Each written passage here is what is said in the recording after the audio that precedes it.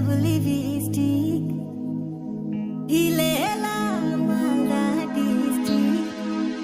जिला टॉप लागे जिला टॉप लागे कमरिया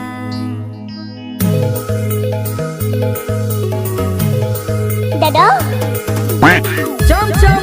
करके चांदनी टीम टीम करके तारे बंगाल कर गुया मन कहे ना डीजे जैम बाबू गाना छोड़े फिटिंग डंगा ग्राम से हम तो गाजल के छोड़ागे तोई जे कहाँ के छोड़ीगे हम तो गाजल के छोड़ागे तोई जे कहाँ के छोड़ीगे जखने तो आओ ही गाजल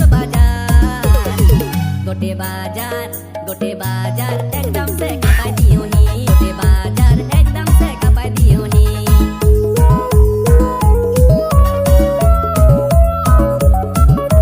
फूल है गुलाब का नशा है शराब का